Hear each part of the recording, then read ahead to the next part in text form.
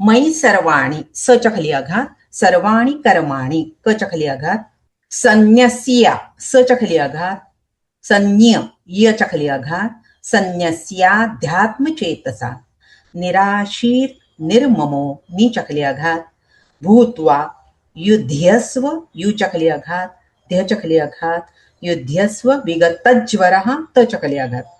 पुन्हा एकदा बघा.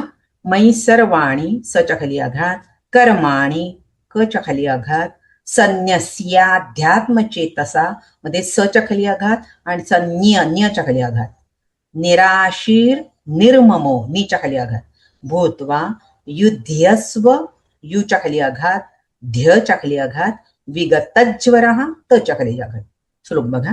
मयि सर्वाणि कर्माणि, मयि सर्वाणि कर्माणि संन्यस्याध्यात्मचेतसा, संन्यस्याध्यात्मचेतसा, मयि सर्वाणि कर्माणि संन्यस्याध्यात्मचेतसा, निराशीर्निर्ममो भूत्वा, निराशीर्निर्ममो भूत्वा, युध्यस्व विगतज्वरः, युध्यस्व विगतज्वरः, निराशीर्निर्ममो भूत्वा, युध्यस्व विगतज्वरः, मयि सर्वाणि कर्माणि संन्यस्याध्यात्मचेतसा, निराशीर्निर्ममो भूत्वा, युध्यस्व विगतज्वरः.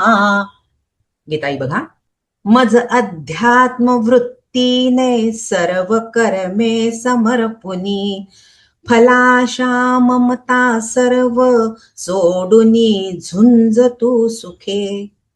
तर भगवंत असं म्हणतात, मागच्या वेळेला बघितलं होतं, भगवंतांनी काय सांगितलं होतं की सगळी प्रकृतेर गुण संमूढास गुणकर्मसु सज्जनते.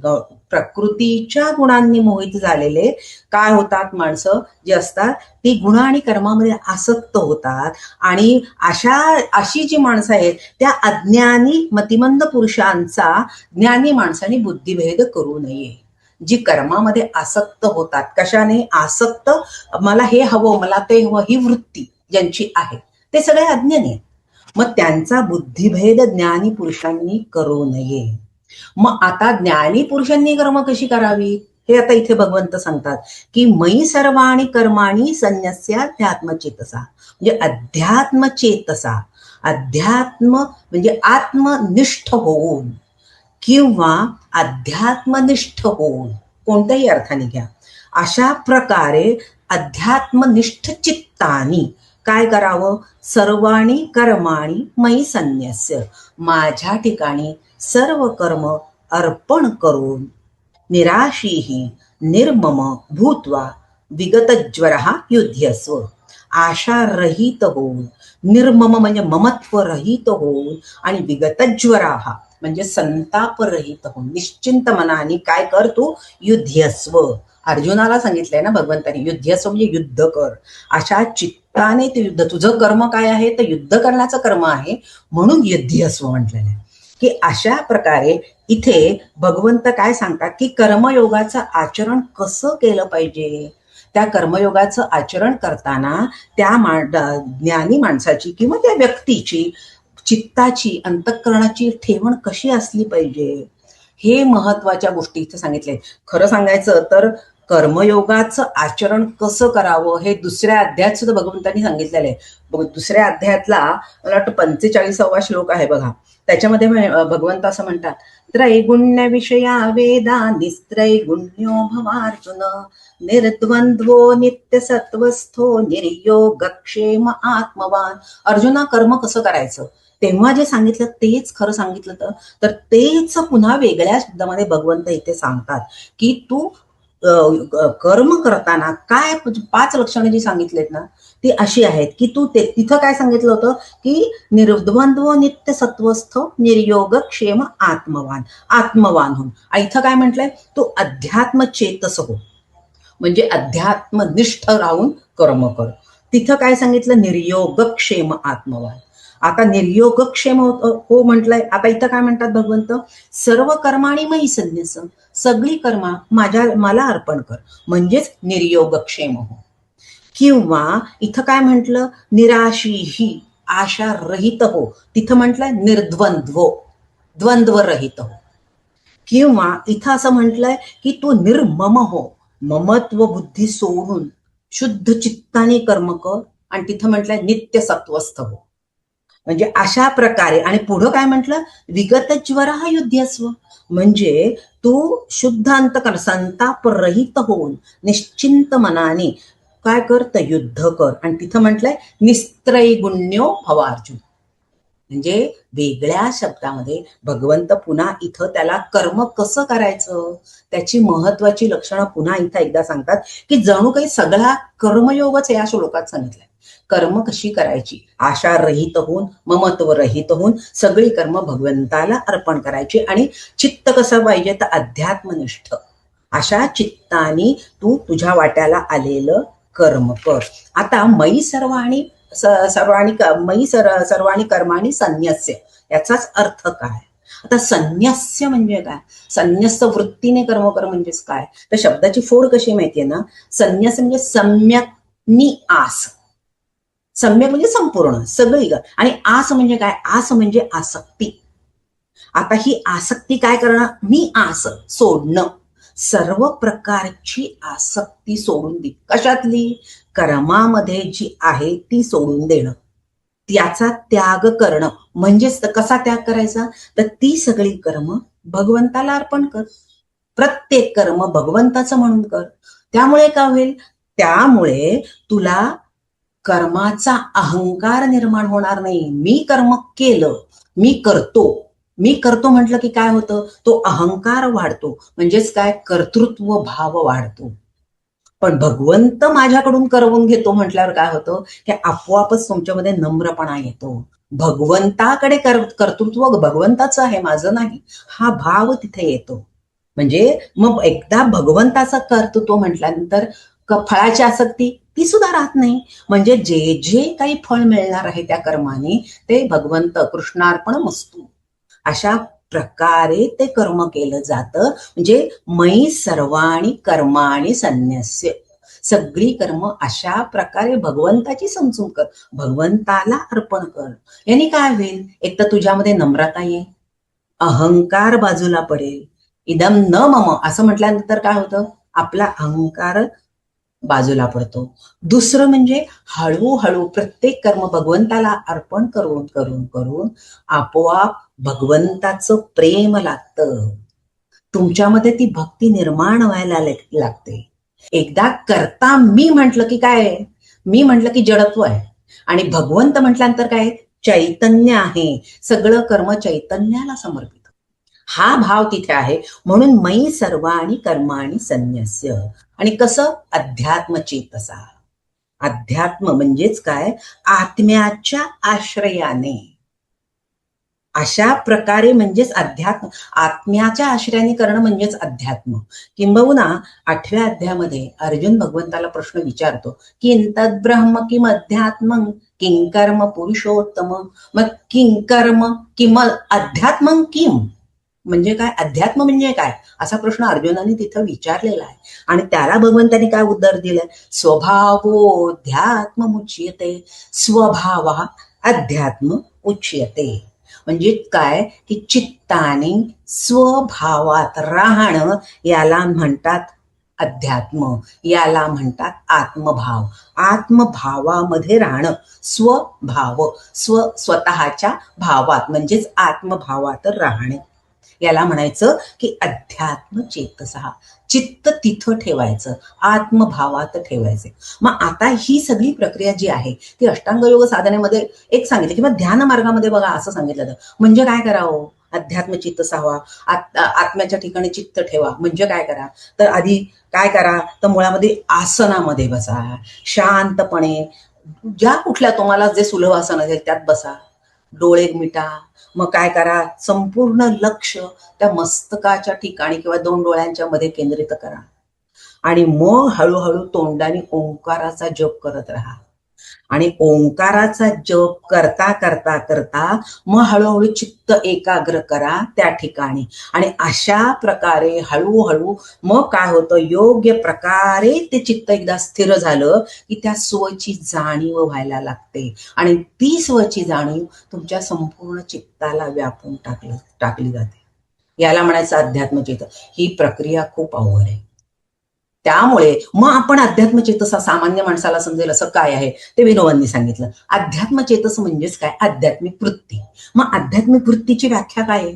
विनोबा असं म्हणतात की आत्म्याविषयी असलेली किंवा परमात्म्याविषयी असलेली निष्ठा आणि अहंकार नसलेली जी वृत्ती, तिला आध्यात्मिक वृत्ती म्हणतात. भगवंताच्या ठिकाणी निष्ठा आणि स्वतःमध्ये कुठल्याही प्रकारचा अहंकार नसणं, मी मी करतो ही हा भाव नसणं, याला म्हणायचं आध्यात्मिक वृत्ती. आणि अशा प्रकारे कर्म केलं की ते कसं आहे की भगवंतासाठी केलेलं कर्म. प्रत्येक कर्म या पद्धतीने करायचं. चित्तवृत्ती कुठे? आत्मस्वरूपामध्ये. आणि कर्म करायचं जे जे आपण आपलं विहित कर्म आहे, आपल्या वाट्याला आलेलं कर्म आहे, ते प्रत्येक कर्म कृष्णार्पण वस्तू या भावनेने करणं, हेच खऱ्या अर्थाने कर्मयोगाचं रहस्य आहे. आणि त्यालाच आध्यात्मिक वृत्तीने कर्म करणं म्हणतात. म्हणजे ज्ञानेश्वरांच्याच भाषेत सांगायचं तर ज्ञानेश्वर कसं सांगतात, ज्ञानेश्वर असं म्हणतात, तरी उचित कर्मे आघवी. उचित म्हणजे जी जी वाट्याला येणारी ती उचित शब्द महत्वाचा, की अशा प्रकारे जी उचित कर्मे आघवी तुवा आचरोनी मज अर्पावी, परिचित्त वृत्ती विनासावी, आत्मरूपी सगळी विहित कर्म तू काय कर, तुवा आचरण मज अर्पावे, मला अर्पण कर. आणि तुझी चित्तवृत्ती कुठे ठेव, तर ती आत्मस्वरूपामध्ये ठेव. आणि हे कर्म मी करता का आचरेन या अर्था, ऐसा अभिमान झणे चित्ता रिगोदेसी. म्हणजे या कर्माचा मी करता आहे, मी त्याचं आचरण करतो, हा अभिमान काय म्हटलंय, रिघोदेसी, मनामध्ये रेंगाळून देऊ नकोस, मनामध्ये शिरून देऊ नकोस. तुवा शरीरापरी नोहावे, कामना जात सांडावे, मग अवसरोतचित भोगावे भोग सकळ. म्हणजे शरीराने तू म्हणजे कर्म करताना काय कर, देहाच्या आसक्तीत गुंतू नको, शरीरापरी नोहावे, कामना जात सांडावे. म्हणजे देहासक्त चित्ताने कर्म न करता काय कर, आत्मस्थानी चित्त कुठं ठेव, आत्म्यामध्ये स्थिर कर आणि देहाने कर्म कर. आणि मग काय होईल, मग अवसरोचित भोगावे भोग सकळ. आणि मग काय आहे, कर्म करता करता जे काही कामना, म्हणजे योग्य वेळेला योग्य अवसर, म्हणजे वेळ मिळाली, परिस्थिती असेल तेव्हा ती कर्म धर्म्य आणि मर्यादित रीतीने त्याचा भोग घ्यावा. भोग घेऊच नाही असं म्हटलेलंच नाही, भोग घ्यायचा, पण कसा घ्यायचा, मर्यादित स्वरूपाने आणि योग्य वेळेला योग्य काळी. अशा प्रकारे जो कर्म करतो, हे कर्मयोगाचं रहस्य आहे. अशा प्रकारे कर्म करायला पाहिजेत. आणि मग ती कर्म उत्कृष्ट होण्यासाठी काय कराल, पुढच्याच श्लोकाच्या पुढच्या भागामध्ये 3 लक्षणं सांगितलेत. निराशी, निराशीर निर्ममा आणि होऊन युद्धस्व विगत ज्वरा. अशा प्रकारे म्हणजे निराशीचा अर्थ काय, निराशी म्हणजे निराश होणं नाही, तर भविष्यातल्या सुखामध्ये मनाने रममाण होऊन वर्तमान काळातल्या कर्माकडे दुर्लक्ष करणं. याचा अर्थ काय, मुंगेरी लाल के हसीन सपने, असं ते तुम्हाला माहिती होते की टीव्हीवर एक सिरियल लागायचे. म्हणजे काय, सतत मी हे केल्यावर मला त्याचं फळ भविष्यात काय मिळणार, या कल्पनेच्या साम्राज्यात रममाण होणं. त्यामुळे काय होतं, वर्तमानात जे कर्म करतात त्याच्याकडे दुर्लक्ष होतं आणि त्याला म्हटलंय निराशी. की अशा प्रकारे, आशा कशावर आहे, भविष्यात कोणतं फळ मिळेल या कर्माचं, तिकडं लक्ष देणं. पण भगवंत म्हणतात त्याच्यामुळे काय होतं, तुमचा वर्तमान काळ वाया जातो ना. उदाहरणार्थ, अगदी व्यवहारातलं उदाहरण, की सकाळी उठल्यावर गॅसवर दूध तापत ठेवलं, आता गॅसवर दूध तापत ठेवताना आपण नुसते दुधाकडे बघतच असतो, पण विचार चालू असतात ना डोक्यात सकाळी उठल्यापासून, की आज आता अशी भाजी करावी, सकाळी ऑफिसला जायचंय, मग असं करावं तसं करावं, ऑफिसमध्ये गेल्यावर कुठली कामं करायची वगैरे वगैरे वगैरे वगैरे डोक्यामध्ये चक्र सुरू होतं. आणि त्याच्यामुळे मग संध्याकाळी काय, म्हणजे अशा प्रकारे मी हे केल्यानंतर हे होईल, ते केल्यानंतर ते होईल, अशा प्रकारे जेव्हा चित्त आपलं त्याच्यात गुंतून जातं, तेव्हा काय होतं, इकडे दूध ओतू जातं. लक्ष दुधावर आहे बरं का, पण डोक्यामध्ये असे विचार असल्यामुळे दूध उतू जातं. याचाच अर्थ जे कर्म आत्ता या क्षणी करणं आहे, माझं आत्ता कर्म काय आहे, दूध दूध दूध तापवणे एवढंच माझं कर्म आहे. पण माझं चित्त कुठे गेलं, पार संध्याकाळपर्यंतच सगळ्या गोष्टींचं प्लॅनिंग माझ्या डोक्यात झालेलं आहे. ते न हो, मग त्यामुळे काय होतं, आत्ता वर्तमान काळातली गोष्ट माझ्या हातून चांगल्या पद्धतीने झाली नाही. वर्तमानातलं जे माझं कर्म आहे ते चुकलं. हे म्हणजे निराशी. याचा अर्थ असा आहे की भविष्याकडे नजर लावायची आणि वर्तमान काळातलं जे कर्म आहे त्याच्याकडे काय दुर्लक्ष करायचं. मग इथे भगवंताला काय सांगायचंय की कर्म करायचं ना, ते वर्तमान काळात, थोडक्यात वर्तमानातच जगा. भूत भविष्याचा विचार करण्यामुळे काय होतं, हातातला वर्तमान काळ निसटून चाललाय. प्रयत्न जे करायचे, कर्म जे करायचे ते वर्तमान काळातले ना, त्याच्यावर पूर्णपणे प्रयत्न एकाग्र चित्ताने ते कर्म करा. म्हणजेच थोडक्यामध्ये कल्पनेचे पतंग उडवत बसू नका. मनुष्याचा हा स्वभाव आहे, एकतर भूतकाळातल्या गोष्टी जरी आठवायच्या नाही तर भविष्य काळातल्या गोष्टींबद्दल बोलायचं. वर्तमानात जगा हे इथं भगवंताला नाही. म्हणजे मग काय होईल की जे कर्म तुम्ही करतात ना, तिथं तुमचं चित्त एकाग्र होईल. अशा रीतीने निराशी ही पुढे सांगितलं निर्मम, म्हणजे आपल्याला जी सवय असते, जे आपल्याला प्राप्त होतं, जे प्राप्त होणार ते घट्ट पकडून. निर्मम म्हणजे काय, निर्मम म्हणजे प्रेम करू नका असा अर्थच नाहीये.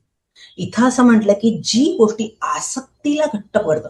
आपण काय ममता म्हणजे तरी काय आहे, की ममता म्हणजे कुठलीही व्यक्ती, कुठलीही हा प्रसंग, कुठलीही गोष्ट त्याला घट्ट पकडून ठेवायचं. माझं माझं माझं असं म्हणणं, याला म्हणत. मग ते माझं माझं माझं जे आहे ना, ते सोडण्याचा प्रयत्न करा, त्याला म्हणतात निर्मम. आता एकदा एखादी गोष्ट माझी म्हटली, याचा काय अर्थ, याचा अर्थ काय की माझा अधिकार आहे. म्हणजे ती व्यक्ती, ती गोष्ट माझी आहे, ही प्रवृत्ती जी निर्माण होते त्याला ममत्व म्हटलेलं आहे. आणि मग या ममत्वाने काय होतं, तर त्या कर्माच्या बद्दलची एकाग्रता कमी होते. कारण आता माझा अधिकार आहे ते माझंच आहे, त्यामुळे माझा अधिकार निर्माण झाला. आणि मग म्हणजे काय, मला म्हणजे मी म्हणेन तसंच व्हायला पाहिजे, हा अधिकार जो आहे ना तो निर्माण होतो. आणि ती गोष्ट माझ्या हातून निसते ही भीती पण त्याच्याबरोबर असते. आता ममत्व आपण विशेषतः कुठे वापरला, आपण आपली मुलं, हा ममत्वाचा अगदी वीक पॉइंट असतो की माझी मुलं. मग काय होतं, माझी मुलं हा अधिकार आहे, माझी असल्यामुळे हा अधिकार आहे, मग मी त्यांच्यावर प्रेम नाही प्रेम करणं हा काय माहितीये का, प्रेम हे नैसर्गिक आहे. प्रेम हे नैसर्गिक म्हणजे तिथे मोकळेपणा आहे, तिथे तुम्ही बद्ध करत नाही त्या माणसाला. इथं जेव्हा आसक्ती निर्माण होते ना, ममता निर्माण होते ना, ती दुसऱ्या माणसाला बद्ध करून टाकते. म्हणजे सारखं माझी, मी म्हणेन तसंच तू केलं पाहिजेस, म्हणजे सारखं त्यांच्यावर लक्ष. ती कुठेही गेली तरी सतत त्यांच्या मागं मागं त्यांच्यावर लक्ष. म्हणजे आपण जे शरीराने नसतो ना, तरी मनाने सतत त्यांच्या बरोबर राहणं, हे सगळे मायेचे पाश आहे. ते त्याला म्हटलेलं आहे की ममता नको. मग ती ममता काय करते, एक तर तुम्ही कायम अस्वस्थ, आणि ती दुसऱ्या माणसाला देखील बद्ध करते. आपण सतत त्यांच्या विचारात गुरफटून जातो, दुसरं काही सुचत नाही. आधी गोष्ट आहे, सकाळी ऑफिसला मुलगी गेली तर तिला नेहमीच्या वेळेपर्यंत ती घरी आली नाही, अखंड डोक्यात आईचे तेच विचार चालू, अजून आली नाही, अजून आली नाही, अजूनही. मग सतत फोन करणं, मग घरात आपण जे हाताने काम करत असतो त्याच्याकडे लक्ष न लागणं. स्वयंपाकात लक्ष नाही, समजा पुस्तक वाचायचं पुस्तकात लक्ष नाही, टीव्ही पाहतो टीव्हीत पाहण्यात लक्ष नाही. मग हे सगळं काय आहे, याला म्हणायचं ममत्व. वारंवार फोन करून, समजा माहिती असलं की ही मुलगी जर अमक्या अमक्या वाजता येणार, तरी सुद्धा तासा तासाने तिला फोन करत राहणं. कुठपर्यंत आलीस, कुठपर्यंत आलीस, हे सगळं आपण म्हणतो याला काळजी, पण ही एका प्रकारे ते ममत्वाचे पाश आहे. आपण त्याच्यामध्ये प्रेमामध्ये मी मगाशी म्हणले मोकळीक असते. एकदा तिने सांगितलंय किंवा त्या व्यक्तीने मला सांगितलं इतक्या वाजता येईन किंवा ठीक आहे काळजी, तर आपण त्याच्याकडे शांतपणे आपण ते सहन करायला शिकलं पाहिजे. येईल ती. पण आपण तसं न करता सतत डोक्यामध्ये 24 तास तिचेच विचार करत राहणं, याला म्हणायचं ममत्व. आणि ते कशामुळे? अधिकारामुळे. ती माझी मुलगी आहे, हा माझेपणाचा जो अधिकार आहे ना, त्यामुळे असं होतं. आणि त्याच्यावर भगवंताचा आक्षेप आहे. निर्मम करायचं, प्रेम जरूर करा, प्रेम हे नैसर्गिक आहे, पण ती ममता जी आहे ना, ती दुसऱ्या माणसालाही आणि आपल्यालाही त्रास देणारी ठरते, बंधनात टाकणारी असते.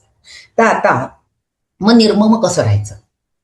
एकदा एका भक्तानेच गोंदवलेकर महाराजांना प्रश्न विचारला की तुम्ही सगळे संत असं म्हणता की निर्मम व्हा, भगवंत सुद्धा म्हणतात निर्मम, की संसार करताना सुद्धा निर्मम व्हा. प्रत्येकाला संसार आहे, संसारात निर्मम कसं हो राहायचं? आता सगळे संत गृहस्थाश्रमी आहेत, त्यांनी सुद्धा संसार केला, मग आम्ही सामान्य माणसं सुद्धा संसार करतो, संसारात निर्मम कसं राहायचं? तर महाराज असं म्हणाले की बरोबर आहे तुमचं म्हणणं, सगळ्या संतांना प्रपंच होता. एकनाथ महाराजांना होता, तुकाराम महाराजांना होता, नामदेवांना होता, पण संत हे प्रपंचात दिसतात आणि सामान्य माणसं प्रपंचात असतात. हा फरक आहे, दिसणं आणि असणं. हा फरक कसा माहितीये? त्याच्यासाठी त्यांनी असं उदाहरण दिलं की सामान्य माणूस प्रपंचामध्ये आंब्याच्या कोळीसारखा असतो आणि संत चिकूच्या बी सारखे असतात. चिकूची बी कशी असते? काहीही चिकटत नाही राहत. आणि आंब्याची कोय कशी असते? कितीही पोळा त्याच्यातनं सारखा रस राहतोच, निघतोच. मग सामान्य मनुष्य हा अशा प्रकारे संसाराला चिकटलेला असतो आणि संत मात्र चिकूच्या बी सारख्या संसारात असतात, पण ते कसे आहेत? तर तेच दिसल्यानं चिकूची बी कशी तिला काही चिकटत नाही, तसे ते प्रपंचात असतात. हा फरक त्यांच्यात. आणि याला म्हणायचं निर्मम. मग आता भगवंत सुद्धा गृहस्थश्रमी होते की नाही? त्यांना सुद्धा प्रपंच होता, पण ते मात्र आपल्या संसारात निर्मम या भावनेने राहिले. म्हणजे जर भगवंताचं चरित्र पाहिलं तर कितीतरी प्रसंग असे आहेत ना की त्यांची सुद्धा सगळे प्रेमाचीच माणसं होती, त्यांचे सुद्धा सगळे जवळचेच नातेवाईक होते, पण योग्य वेळे आल्यानंतर त्याला ती शिक्षा भगवंताने केलेली आहे. कंस हा मामा आहे, पण त्याचा जेव्हा दुष्टपणा अतिरेकी वाढला, काय केलं? मारले कंसाला. शिशुपाल तर अत्तेभाऊ आहे, पण तरी सुद्धा 100 अपराध होईपर्यंत भगवंत थांबलेले. नंतर काय केलं? नंतर त्याला त्या अपराधांची काय केलं? त्या शिक्षा दिलेली.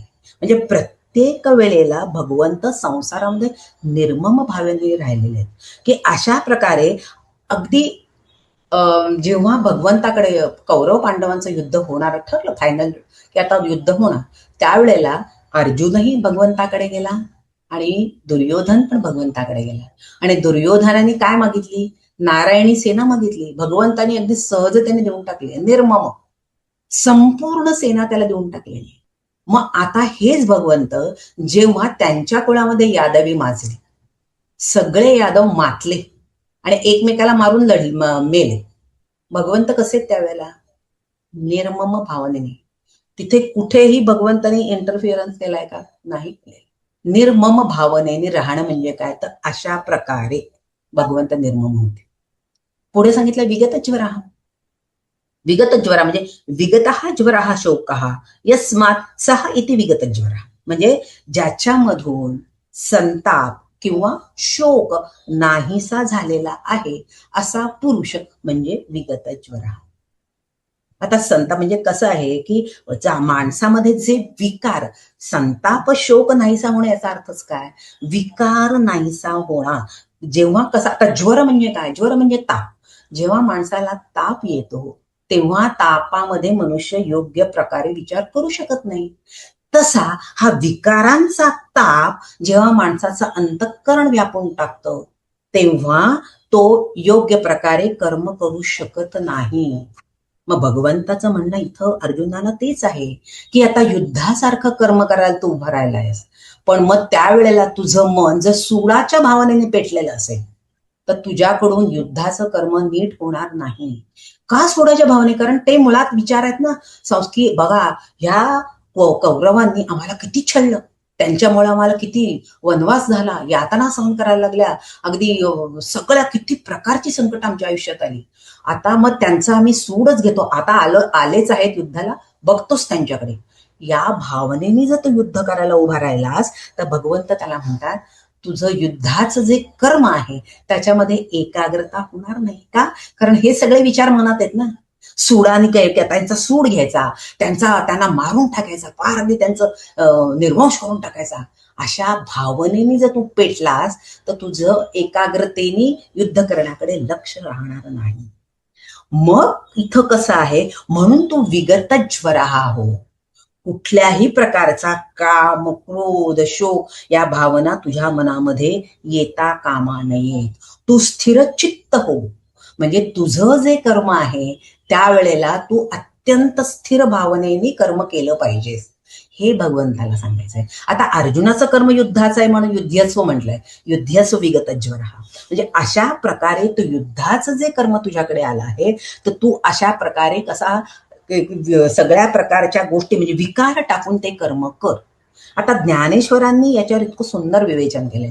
ज्ञानेश्वर हेच सांगतात. कसं सांगतात?